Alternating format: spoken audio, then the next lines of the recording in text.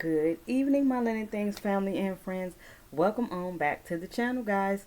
So it is Saturday, and you know what that means, guys. I'm sorry, y'all. It's a little cool. It's story time with Lynn, right? So we're gonna pick up on our next chapter of As I Am, which we know is the beautiful Cicely Tyson story that we have been reading, and we have been doing so well, guys. Look at that. We only got a little bit left, but each chapter has been so interesting and inspiring and awe inducing, of course. And there is a lot of things that Miss Cicely has been through that, of course, some of us have been through or can definitely relate to. I am just so happy that this book was a gift to me from my daughter. I absolutely love it.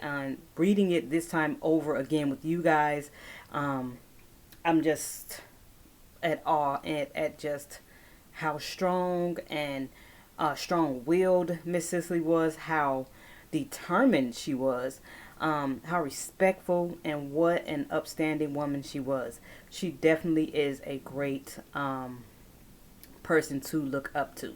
So come on in, subbies, whether you have been with me for the whole time or if you're just joining me. Thank you so much for joining my channel. Like I said, this is Storytime with Lynn, one of the things I do here on my channel, guys.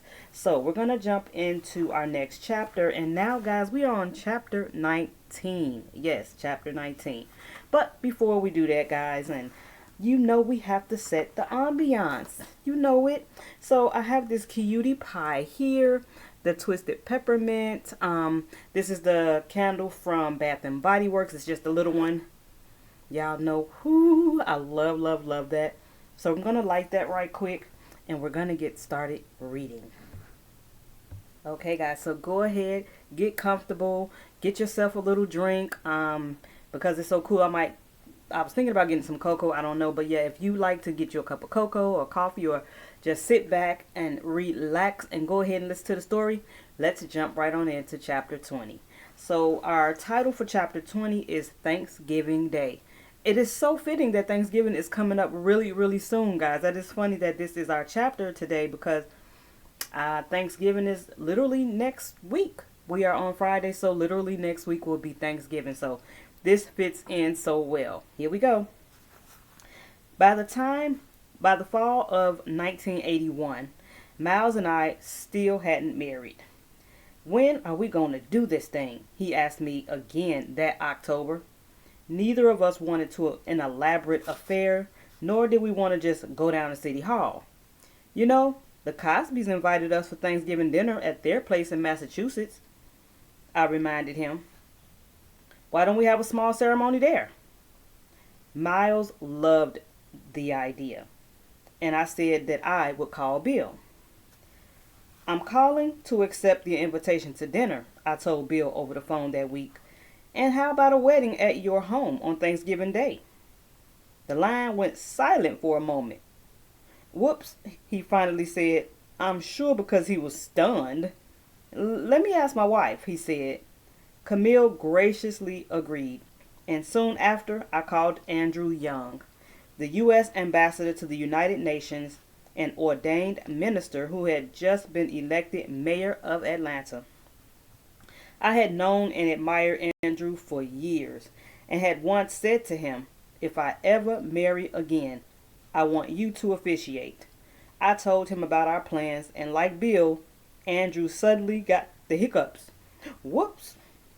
Once he picked up his jaw from the ground, he said, I'd be honored to marry you. And a couple of weeks later, he did.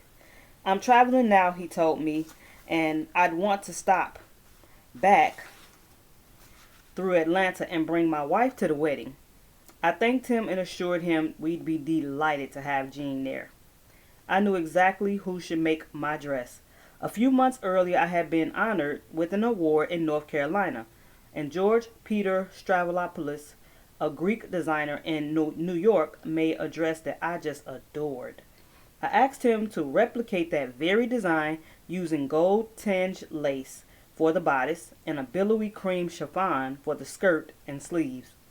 Further, in step with the 80s fashion trends, I even had my shoes made with fabric matching the dress. I chose my heel height carefully. At 5 feet 8 inches or so, Miles was a few inches taller than me, but I sensed that it kind of bothered him when I wore pumps. That brought me to eye level, so I chose to wear 1 inch kitten heels. Very few people knew Miles and I were to marry. Even my family, including my daughter and siblings, did not know. I didn't tell them because I didn't want to hear folks' mouth. Didn't want anybody to distract me from what I was intent on doing. I'm sure Emily must have had a clue about the marriage when a week before the wedding, I called to ask her whether I could borrow Mom's gold wedding band, which our mother had left to her. Though Miles and I had more rings than we knew what to do with, in addition to my engagement ring, the Cosbys eventually surprised us with gold wedding bands bearing the inscription, "My Only One." I still wanted my mother's band near me, adorning one of my fingers. It would be my way of having her with me in spirit, if not in the flesh. Mom had never met Miles up close. In the mid-60s, during Act 1 of our love story, Mom had once been with me when I had stopped by to visit him before an event. But for reasons unknown to me, Mom preferred to wait in the car while I went in. Perhaps because her dosha reticence had arose. When Miles peered out of his front window and waved, she politely waved back with a satin-gloved hand. I am not sure what my mother would have made of Miles. I knew only that I wanted her with me, in one way or another. On our wedding day, Emily agreed to lend me the ring, and I sent a messenger for it. The evening before the wedding, Miles and I arrived at the Cosby's home, a sprawling tree-filled estate near Deerfield River in western Massachusetts. We settled into an upstairs suite, one Camille had designated just for us, and I began unpacking. I had arranged for all of my items to be delivered there ahead of time. The dress, the shoes, the cap, the ring.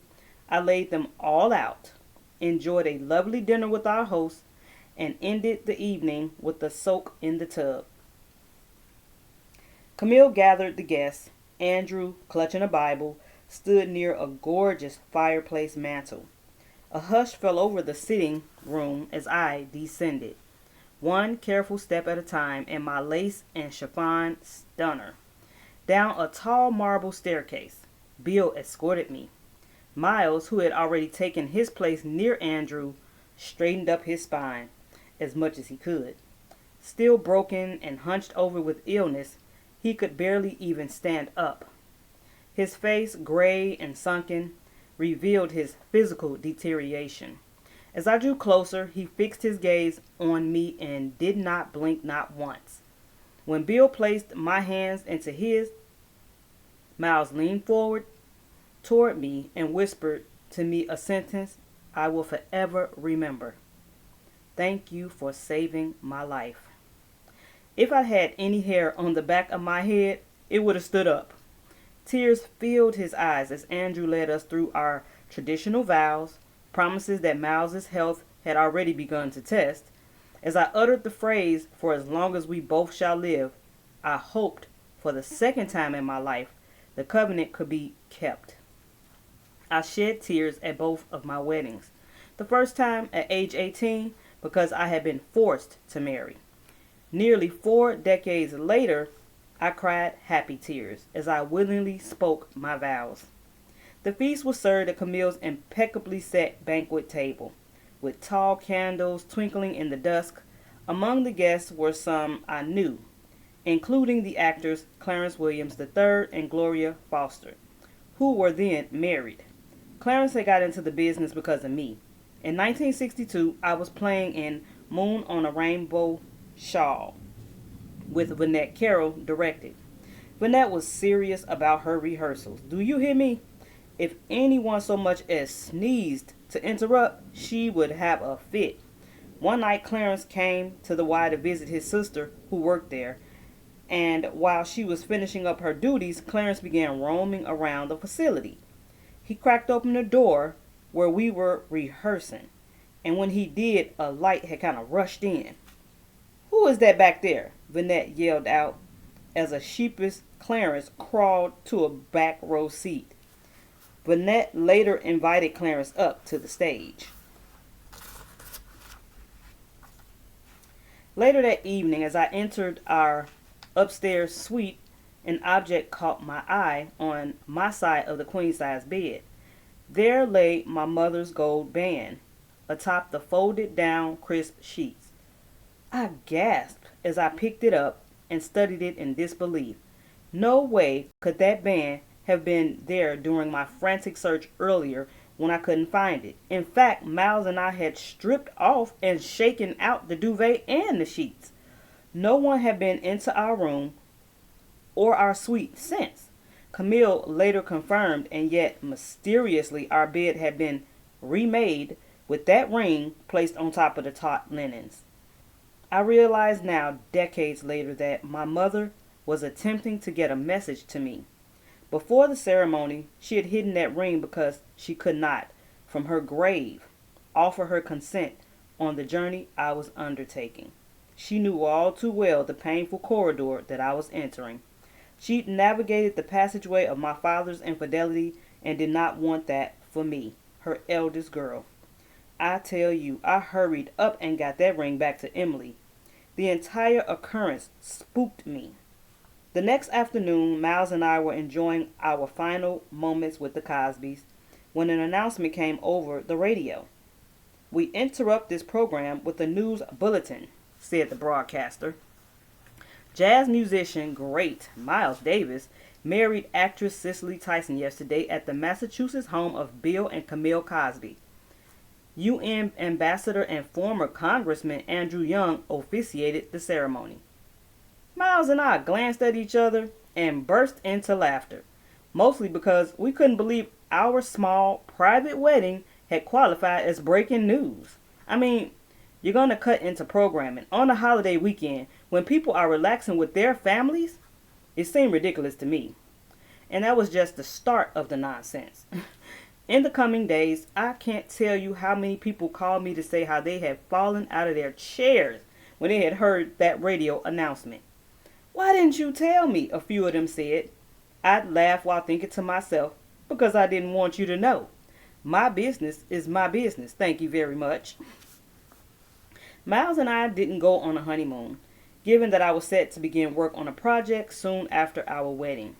We did, however, enjoy a short trip down to New Orleans. During the plane ride, Miles opened up a newspaper and spotted a black woman, a professional cheerleader whose name happened to be Mary Sargent, the same as my mother's mother. The woman also strongly favored me. "Is that you?" Miles asked, laughing. I kind of glanced at the photo, and given the similarity of our features, even I had to do a double take. And we both kind of giggled, and then he set aside the paper and took my hand. "Listen," he said, "the last thing I want to do is ruin your career. I'm in this with you for you, and I will do everything I possibly can to make it right." He'd heard the talk around town that I had no business with a man like him, that his demons would eventually pull me down. He wanted me to know, from his lips to my ears, that he intended to be the best, do the best of his ability to uplift me during our marriage.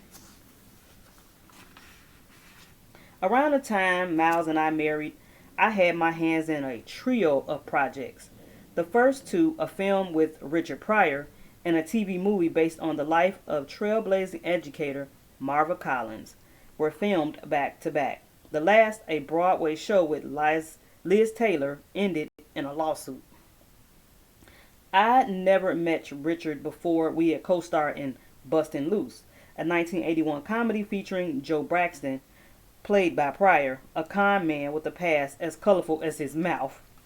In a chance at both parole and a kind of personal redemption, Braxton agrees to transport via bus 8 special needs students and their teacher, Vivian Perry, portrayed by me, from Philadelphia to a farm in Washington where a fresh start awaits the children. I have David McCoy Franklin to thank for that project. David, a shrewd entertainment attorney and then husband to Shirley Franklin, who was eventually elected mayor of Atlanta, had brokered major deals for some of the top black stars, including Miles, Peabo Bryson, and Roberta Flack. In the 1980s, he also represented both Richard and me. David and I were riding in the elevator one day when he says to me, "Richard wants to do a movie with you." I stared at him as if he had suggested that I fly to Jupiter, a notion I found no less absurd than me playing opposite the most foul-mouthed performer of that era. However much of a comedian genius he was, "Richard Pryor," I said, "what on earth kind of movie would I do with Richard?" Richard, he explained, had been quite fond of a school teacher who had once shifted his trajectory. He wanted to create a movie in tribute to her, and David had me in mind to portray that teacher. I still couldn't fathom it though. "Why don't you read the script and tell me what you think?" he says. Crazy as it sounded, the storyline pulled me in. It apparently did the same for the audiences. Though many had initially scratched their heads upon hearing of my on-screen pairing with Richard, the film hit at the box office, debuting in the top spot on its opening weekend and ultimately grossing $31 million domestically. On the film set in Washington State, Richard was as painfully shy as I had heard that he was, often disappearing into his trailer. Fragility lived behind all that cursing and ranting. A gentleness. Maya Angelou once told me she had witnessed that side of him when she delivered a scintillating performance on the Richard Pryor special in 1977.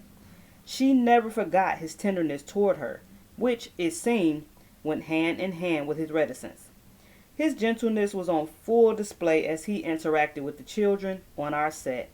Those kids just loved Richard, and as he laughed and played around with them, his shyness fell away. His own childhood had been marred with such dysfunction. He was reared in a brothel run by his grandmother and his mom. An alcoholic, worked as a prostitute. He survived sexual abuse. Like Miles and scores of other sensitive souls among us, Richard sought solace from his demons through drugs. But with the children in our crew, the sober Richard was a complete sweetheart. Perhaps he felt a kinship with those youngins that he had missed out on during his own boyhood. Whenever Richard hadn't stolen away to his trailer, he talked endlessly about his fishing expeditions.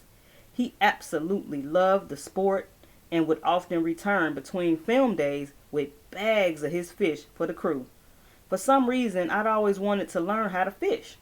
Perhaps the idea of solitude on the vast seas is what appealed to both Richard and to me. Once, when I had a day off from filming, I stepped into a Seattle sporting goods store and said, "Is there anyone here who can teach me how to fish?" The salesman kind of chuckled. "I'm sure a lot of people could," he said. I had my hair and makeup person with me, and our plan was to rent a boat, set sail on Lake Washington, and cast our lines. Sure enough, the salesman found us an associate who agreed to take us out fishing that morning. He helped me to get my line in the water, and all of a sudden my rod began twisting and turning all over the place. My eyes kind of bulged and I gripped the rod, attempting to keep myself from falling overboard. "You've got a big one," he shouted as he ran to my side. Turns out it was a 6-pound bass. That was only the beginning. By dusk, I, the neophyte, had managed to catch 5 more fish, all salmon. Every one of them flipping and flopping as much as I did whenever my rod got to moving. Back on set, I proudly handed out my gutted and cleaned fish to my fellow castmates, and I set aside my largest salmon in the sink, especially for my co-star. "Tell Richard to come here," I said to my assistant. Richard stepped into my trailer soon after, and we chatted for a bit, with him wondering the whole time, I'm sure, what did I call him for? On his way out, he spotted the gigantic fish. "Oh, by the way," I told him, "that's yours." A smile spread across his face. "Did you catch this?" He asked. My salmon was twice the size of any he had ever brought back. Yes, I kind of smirked. He laughed, snatched it by the tail, and slammed the door on his way out. He didn't speak to me for 3 days, which I thought was just hilarious. Jealousy is the strangest of vices. The film shoot was difficult from day one, largely because Marva was there for all of the filming. She had every right to watch from the sidelines, of course, especially given that she'd lived the inspiring story. And yet the distraction of her presence, as well as her frequent input to the production crew, just about drove me crazy. My friend, Dr. Walter Leonard, himself an educational pioneer who was then president of Fisk University and who had helped engineer Harvard's groundbreaking affirmative action program, once came to visit me on the set. After a full day of observing, he pulled me aside. I don't know how you do it, he said. I didn't either. Marva wanted to be sure I portray her exactly as she wanted to be portrayed. Fair enough. Trouble is, her approach made it nearly impossible for me to relax and do my work, a fact that I had mentioned to the director. I don't know whether the director said anything to her about my complaint, but I think it's not a coincidence that she pulled back on her comments. Somehow, despite Marva ogling me the whole way through, I turned in a performance good enough to earn me an Emmy nod. I only hope dear Marva, who had passed on in 2015, felt that I had did her life justice. Her legacy is one we should all celebrate. It is proof that our children, when accorded the attention and respect they deserve, are capable of greatness.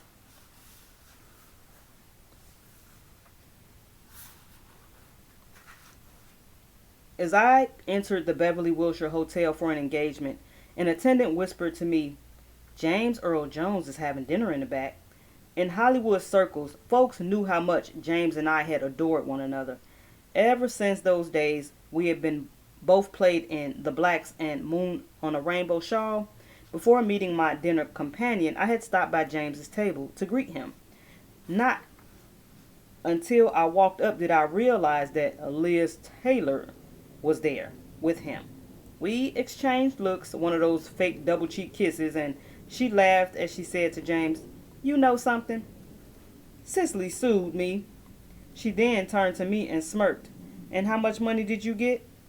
I raised my shoulders, thrust my nose heavenward, and announced loudly enough for the room to hear. I was awarded more than $500,000. She just shook her head and grinned. Liz might have been Hollywood's golden girl, but I claimed the golden egg. My marriage with Miles was a study in opposites. When our energies were in sync, the partnership was powerfully fulfilling. We played our roles to perfection. He, the ailing soul yearning for a salve, and me, the willing healer, ever ready at his side with the vial of medicine. The good times were never in short supply. Particularly in the early years of our marriage, we laughed far more than we battled. Once Miles straightened his spine and again picked up his horn, we sashayed all over town and beyond, from one fancy dinner and concert to the next, the whole time savoring the limelight and amused by the question written on so many faces. How on earth did these two get together? It did not matter to me what others thought about our union. It still doesn't. I married Miles not because of the world's opinion of either of us, but because of who we were for one another in private. For Miles, I was the trusted one, the person he had dared to let enter the most troubled corridors of his heart. I know she'll never leave me, he often told his friends. Not Cicely, never. For me, Miles was my opportunity to feel deeply needed in this life. And in the satisfaction of his need, I experienced profound love. That love, however, came mixed with grief. The better Miles got to feeling, the greater his tendency to backslide. I tell you, that man did not have 9 lives but 90. By 1982, he had grown strong enough to go on an international tour. his first after 5 long years away from the stage. By then, even after I had dragged him to see Dr. Shin, Miles had already had some slip ups, dabbling in coke and throwing back shots when he was out with his friends. Though we never talked about his drug abuse, I knew about it, and he knew I knew. I could sense when he was using from the moment he entered the house. He walked different, he smelled different, he spoke differently. Even when he'd only had one beer, then when sober, he wore his guilt on his brow and couldn't even look me in the eye after knowing all I had done to help him crawl back to health. Miles had always been quite fond of his nephew, Vince Wilburn Jr., son of Dorothy Mae Davis, Miles' older and only sister. The family had lived in Chicago, and even during Miles' stretch away from the spotlight, Vince and Miles had remained close.